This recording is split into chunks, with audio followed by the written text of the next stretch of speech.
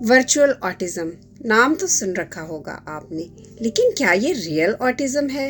हरगिज़ नहीं।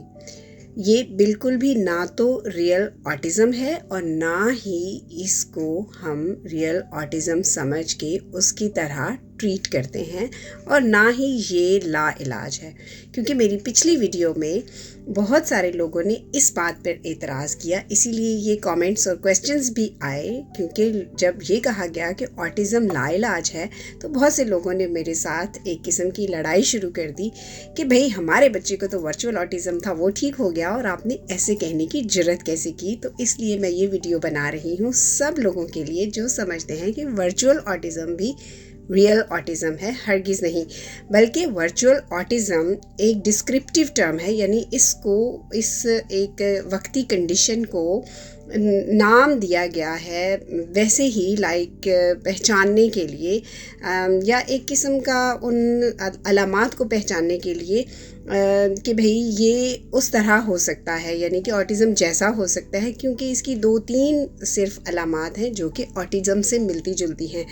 बिल्कुल भी ये ना तो मुकम्मल तौर पे ऑटिज़म है, ना ही मेडिकली, ना ही साइकोलॉजिकली, क्योंकि ऑटिज़म इट्सेल्फ जो रियल ऑटिज़म है वो बहुत पेचीदा और बहुत ही एक वाइडर इशू है, यानी कि उसमें बहुत सारी अलामात होती हैं। लेकिन वर्चुअल ऑटिज़म उन बच्चों में डायग्नोज होता है जो माँ बाप उसको 1 साल की या 2 साल की उम्र में पहुँचने से पहले ही, जब वो 5-6 महीने का होता है, उसको मोबाइल का आदी बना देते हैं, या उसको टैबलेट या लैपटॉप या कोई भी किस्म की कंप्यूटर की स्क्रीन पे कार्टून्स लगा दिए, या टीवी, या इवन टैबलेट्स या आईपैड्स दे दिए। उससे होता क्या है कि बच्चा, यही फेज़ होती है, यानी 1 साल से 2 या 3 साल का वो अरसा होता है जिसमें बच्चे की सबसे ज़्यादा ज़बान या बोलने की सलाहियत या लैंग्वेज डेवलपमेंट होती है। और अगर इसी अरसे में आप बच्चे को कोई स्क्रीन पकड़ा देंगे, और ख़ास तौर पर आजकल बच्चे यूट्यूब पे कार्टून्स देखते हैं और वो सब इंग्लिश लैंग्वेज में होते हैं, जबकि देसी बच्चों के घरों में उर्दू, पंजाबी या उनकी जो भी नेटिव लैंग्वेज होती है वो बोली जा रही होती है।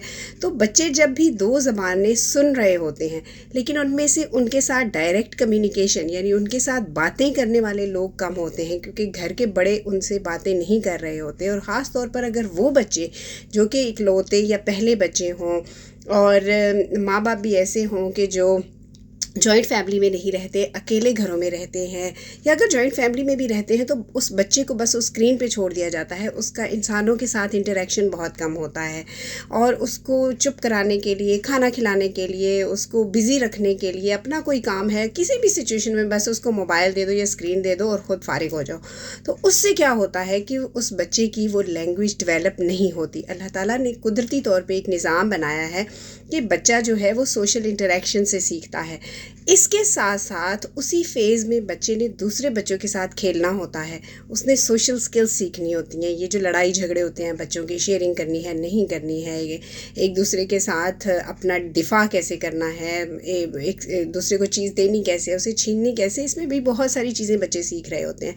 तो उसकी डेवलपमेंट भी रुक जाती है क्योंकि बच्चे फिर स्क्रीन से हैं। और जो तीसरा एक बिहेवियर हमें देखने में नज़र आता है जो कि ऑटिज़म से मिलता जुलता है, वो ये होता है कि जैसे ही आप बच्चे को स्क्रीन लेते हो उससे, या वो स्क्रीन पे नहीं होता, तो वो बहुत ज़्यादा अग्रेसिव होता है, वो बहुत ज़्यादा टेंट्रम्स थ्रो करता है। और यही एक इतनी बड़ी शिकायत है जो बहुत सारे पेरेंट्स करते भी हैं। तो क्या होता है कि उसको भी फिर ऑटिज़म जैसी अलामात के साथ कंसिडर किया जाता है। तो फिर ये ग्लोबली लोगों ने इसको ऑटिज़म या वर्चुअल ऑटिज़म कहना शुरू कर दिया। और ऑफ कोर्स ये इलाज, इसका इलाज मुमकिन है, ये फुली रिकवर भी हो जाता है, और उसका बहुत आसान सा इलाज है कि आप बच्चे से स्क्रीन ले लें।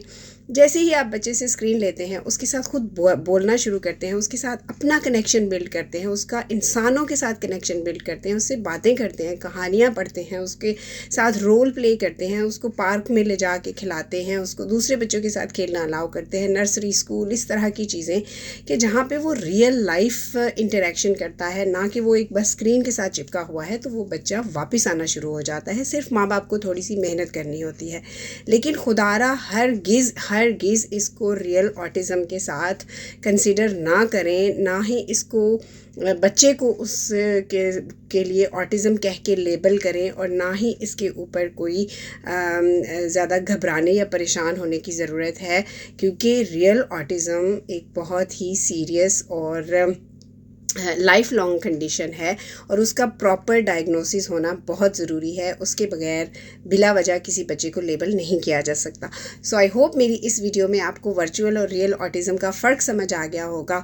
अगर समझ आया और आपको लगता है कि किसी से शेयर करने की ज़रूरत है तो ज़रूर कीजिए। And thank you so much for watching this a bit longer video. Thank you.